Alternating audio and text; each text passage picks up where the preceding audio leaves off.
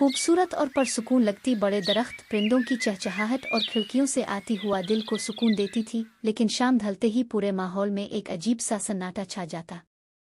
पहले दिन सब ठीक था, मगर रात को जब घड़ी ने 12 बजाए तो हिनाक ने महसूस किया कि कमरे की खिड़की खुद ब खुद हल रही है, जैसे कोई जोर से धकेल रहा हो। अली ने समझाया कि शायद हुआ है, मगर कुछ ही देर बाद ऊपर वाली मंजिल से कदमों की भारी चाप सुनाई देने लगी, हालांकि वो जानते थे कि ऊपर कोई नहीं रहता।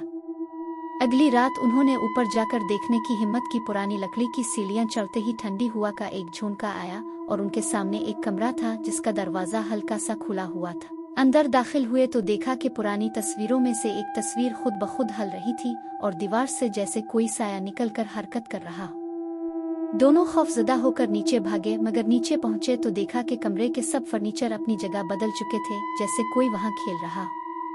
तीसरी रात अली ने तय किया कि अब डरना नहीं। वो एक पुरानी लालटेन लेकर घर के पिछले हिस्से में गया, जहां एक बंद कमरा था जो हमेशा से ताले में जकड़ा हुआ था।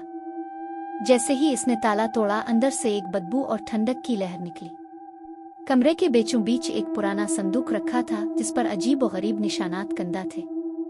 हिनाक ने डर कर कहा कि इसे मत खोलो, मगर अली ने जिद में आकर ढक्कन उठाया और अंदर एक पुरानी डायरी रखी थी।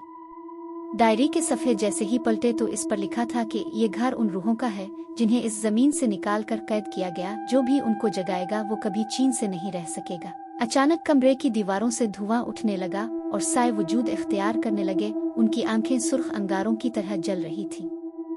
दोनों खौफ के मारे बाहर भागे, मगर दरवाजा खुद ब खुद बंद हो गया।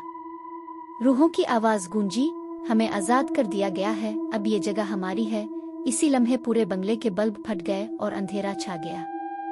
बाहर के गांव वालों ने अगली सुबह बंगले को देखा तो वो सुनसान और टूटा फूटा लग रहा था, जैसे कई दहाइयों से खाली हो। किसी को न अली मिला न हिनाक, बस वो पुरानी डायरी खिड़की पर खिली रखी थी जिसके आखिरी सफ़े पर ताज़ा लिखा था, गर्मियों की छुट्टियों का ये सफ़र कभी ख़त्म नहीं होगा।